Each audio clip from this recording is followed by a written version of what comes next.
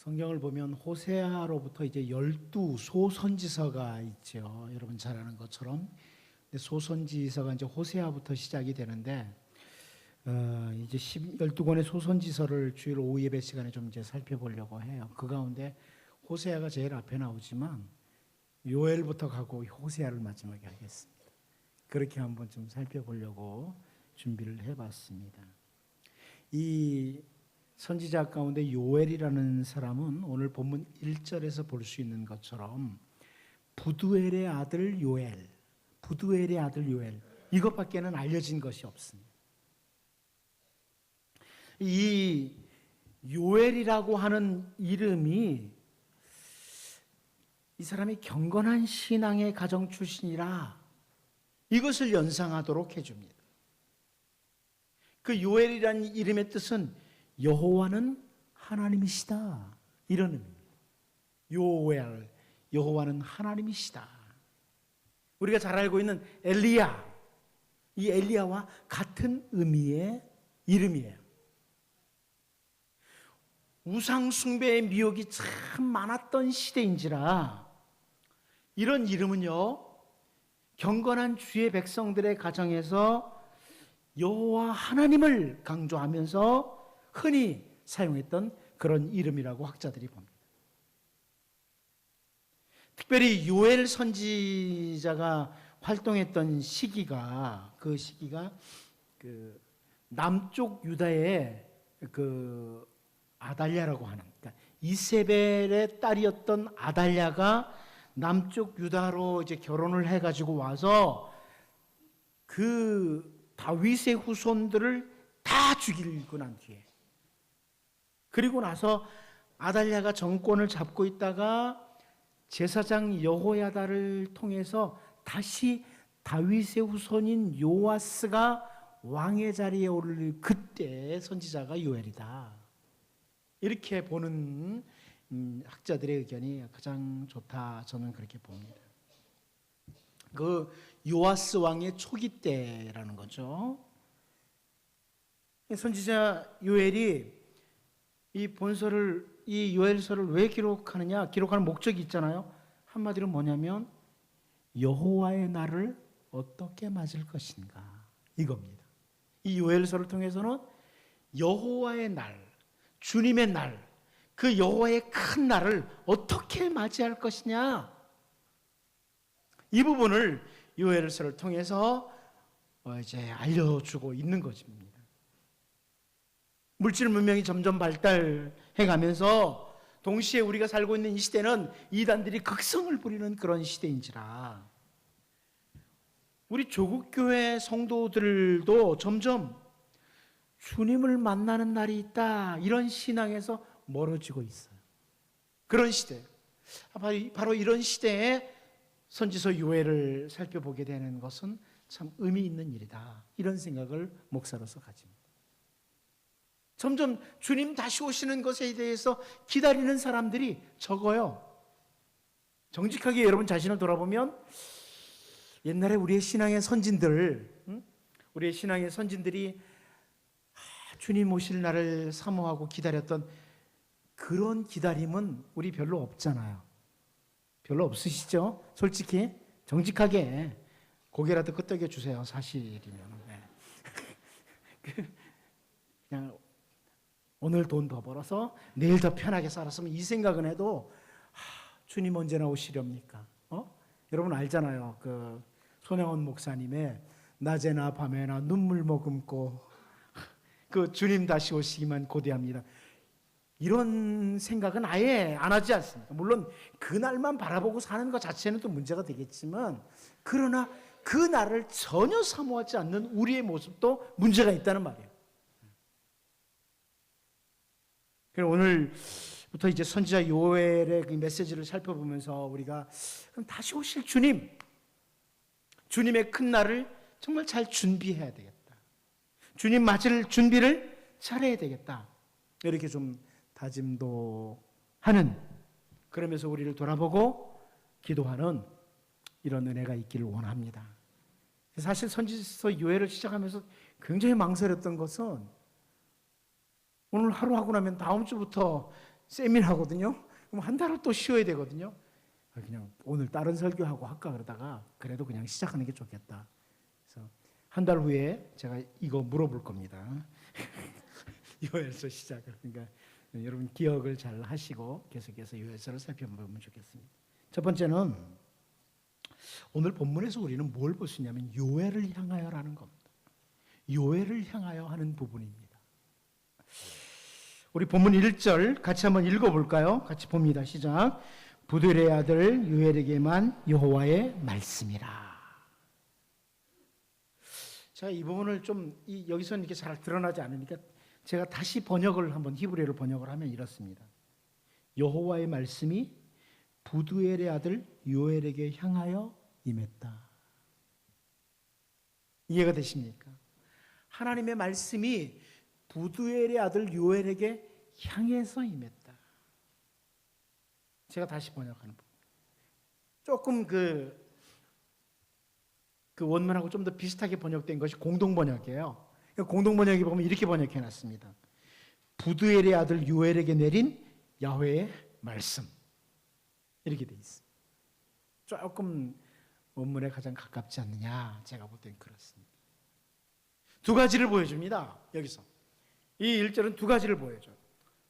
그 첫 번째는 뭐냐면 하나님의 말씀이 이 요엘에게 향하여라는 것은 하나님의 말씀이 살아 움직이는 능동성을 가지고 있다는 것, 이것을 보여줘요. 하나님의 말씀은 살아서 움직이고 있는 능동성을 가지고 있는 말씀이다. 이것을 하나 보여주는 거예요. 그냥 이만 말씀이다 그러면 그냥 말씀이 그냥 들려졌나 보다 이렇게 생각하는데 원래는 요엘에게 향해서 임했던 하나님의 말씀. 이래서 하나님의 말씀이 살아 움직이는 아주 능동성을 가지고 있다. 이것을 요엘서를 열면 그게 시작되는 거예요. 자, 하나님의 말씀은 능동성을 가지고 있다. 살아있다 하는 거죠. 하나님의 말씀이 요엘을 향해서 막 움직이는 그런 역동성을 보이는 이런 표현이에요. 그리고 다른 하나는 이 1절의 주어는 뭐냐면 여호와의 말씀이에요. 주어는 여호와의 말씀. 요엘이 주어가 아니고 여호와의 말씀이 주어예요. 여호와의 말씀이 쫙 살아 움직여서 부두엘의 아들 요엘에게 딱 왔다. 향해 왔다. 이런 거죠. 이 두 가지를 동시에 볼 수 있는 표현이죠. 히브리서 기자를 통해서 우리에게 주신 말씀 우리가 잘 압니다. 히브리서 4장 12절에요. 하나님의 말씀은 살아있고 활력이 있어 좌우의 날선 어떤 검보다도 예리하여 혼과 영과 및 관절과 골수를 찔러 쪼개기까지 하며 또 마음의 생각과 뜻을 판단하나니. 그런 말씀이죠. 하나님의 말씀은 살아있고 에너지를 가지고 있다. 활력이란 말은 에너지를 가지고 있다는 거예요. 힘을 가지고 있다. 하나님의 말씀 자체가 살아있고 아주 강력한 에너지를 가지고 있다. 이렇게 설명을 해줍니다. 사도 베드로 역시 베드로전서 1장 23절에서 그럽니다. 너희가 거듭난 것은 썩어질 씨로 된 것이 아니요 썩지 아니할 씨로 된 것이니 살아있고 항상 있는 하나님의 말씀으로 되었느니라. 살아있고 항상 있는 말씀. 살아있는 말씀, 우리를 거듭나게 하는 강력한 힘을 가진 말씀이다. 이렇게 베드로 사도도 설명을 하는 거죠. 오늘도 살아계신 하나님, 온 세상을 주관하시는 하나님께서 그 살아있는 말씀, 능력의 말씀, 역동성 있는 그 말씀을 우리에게 주시고 계신다는 겁니다. 저는 선지자 요엘을 통해 주시는 말씀을 살피면서 가장 먼저 주님의 날을 준비하는 사람들, 주님 맞을 준비를 하는 사람들에게 가장 중요하고 필요한 것이 뭐냐? 바로 살아 움직이는 하나님의 말씀이라는 것을 확인해야 된다는 거예요. 주님을 만날 준비를 하는 사람들이 늘 붙들어야 될 게 뭐냐? 살아있는 말씀이에요. 이것을 확인하는 거예요. 여러분 이제 주님 만나는 그날까지 언제나 살아 움직이며 강력한 파워를 가진 그 하나님의 말씀을 마음 중심에 간직하고 그 말씀의 움직임을 따라서 살아가는 그런 주의 백성들로 살 수 있기를 바랍니다. 두 번째는요, 우리가 오늘 본문에서 볼 수 있는 게 뭐냐면 자리와 책임이라는 겁니다. 자리와 책임이에요. 오늘 본문 2절을 같이 한번 읽어보겠습니다. 읽어봅니다. 시작. 늙은 자들아 너희는 이것을 들을지어다. 땅의 모든 주민들아 너희는 귀를 기울일지어다. 너희의 날에나 너희 조상들의 날에 이런 일이 있었느냐. 자, 여기 먼저 늙은 자들아 이렇게 번역을 했습니다만, 여러분 중에 제가 자주 설명드려서 알고 있는 단어예요. 자켄이라는 단어인데요, 히브리어에 이 히브리어의 자켄이라는 단어, 여기서는 물론 늙은 자들아 번역이 가능해요. 그러나 제가 볼 땐 장로들하고 번역하는 게 더 좋다. 장로들아 이렇게 번역하는 것이 더 옳습니다. 많은 학자들이 이 번역은 장로들아라고 번역해야 된다고 강조를 합니다. 그리고 땅의 모든 거민들아 이렇게, 모든 주민들아 이렇게 번역을 했어요. 땅의 모든 주민들아 이렇게 번역을 했는데, 이 땅이라는 단어가 히브리어에 하아레츠라고 하는 그 땅이라는 단어예요. 결국 뭐냐면 이스라엘 땅을 가리키는 거예요. 특별히 모든 땅이라기보다는 오히려 이스라엘 땅을 가리키는 거죠. 네. 특별히 이때가 아까 이제 요아스의 초기 때라고 그랬잖아요. 요아스 왕이 어린 나이에 왕이 되죠. 8세 때인가 왕이 되잖아요. 그래가지고 그 어린 나이에 왕이 돼가지고 나라를 사실은 누가 다스리냐면 장로들이, 지도자들이 다스리고 있었어요. 다른 지도자들이. 그런데 이게 그때 선지자 요엘이 메시지를 전하면서 자켄들아, 이 장로들아, 지도자들아 이렇게 표현한 거죠. 당시 장로들, 제사장들, 그 지도자들, 그들을 가리켜서 하는 말이고요. 그러니까 지도자에 있는 자들이 약속의 땅에 머무는 자들에게 일차적으로 하시는 말씀이에요. 물론 이 표현을 가지고 모든 땅에 있는 사람들 다 포함된다고 할 수 있지만, 하나님께서 은혜의 자리에 머무는 사람들에게 일차적으로 하시는 말씀으로 봐요. 은혜의 자리에 머무는 사람들, 하나님이 주신 그 자리에 머무는 사람들, 지도자의 자리든 혹은 약속의 땅에 거하는 자들이든, 그래서 자켄들아 혹은 하아레츠 그 땅에 거하는 자들아 이렇게 표현을 하는 거예요. 그런데 이 2절 히브리어 단어 2절이 히브리어 성경에서 시작이 어떻게 되냐면 이것을 들으라 이렇게 시작해요. 히브리어로 하면 샤마 들으라 이렇게 시작해요. 이 단어가 제일 앞에 나와요. 그러니까 이스라엘 백성들에게 그 신명기 6장에서 샤마 이스라엘 그러지 않습니까? 이스라엘아 들으라. 그것처럼 이 선지자 요엘도 마찬가지로 들으라, 이 자켄들아, 그리고 이 땅에 거하는 사람들아 이렇게 메시지를 전하는 거죠. 상당히 강력한 메시지가 담겨져 있는 거예요. 그러니까 요아스 때에 아직 어린 나이에 왕이 되어서 통치 능력이 없는 때에 자켄들, 그 장로들과 제사장들에게 먼저 이 말씀을 들으라고 하시는 것이고, 동시에 그 땅에 머무는 자들, 은혜의 땅에 머무는 사람들에게 이 말씀을 들어라 이렇게 하고 있습니다. 여러분, 하나님께서 우리에게 특별한 자리를 주셨을 때는 그 책임도 따릅니다. 자리와 책임이에요. 은혜를 받은 자는 은혜를 받은 자로서의 살아야 할 삶이 책임으로 뒤따르는 겁니다. 여러분, 지금 살고 있는 모든 삶의 상황들이 하나님의 은혜로 된 줄로 믿습니까? 하나님의 은혜로 내가 여기 있다, 이게 확인되면 은혜 받은 자로서 살아야 할 삶이 있는 거예요. 책임이 뒤따르는 거예요. 다윗이 우리아를 죽이고 밧세바를 취한 후에 하나님께서 선지자 나단을 통해서 책망을 하시죠.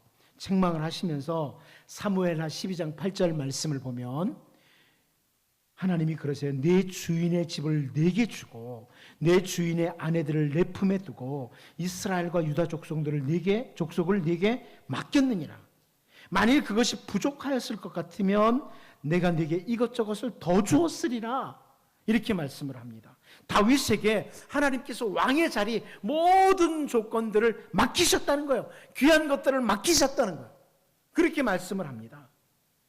그러니까 다윗이 왕의 자리에 있는 것은 하나님의 은혜였다는 거예요. 그런데 여기서 너에게 다른 것들이 더 필요했으면 내가 더 준다. 이렇게 말씀하죠. 그리고 사무엘하 12장 9절에서 뭐라고 말씀합니까? 그러한데 어찌하여 네가 여호와의 말씀을 업신여기고 나 보기에 악을 행하였느냐?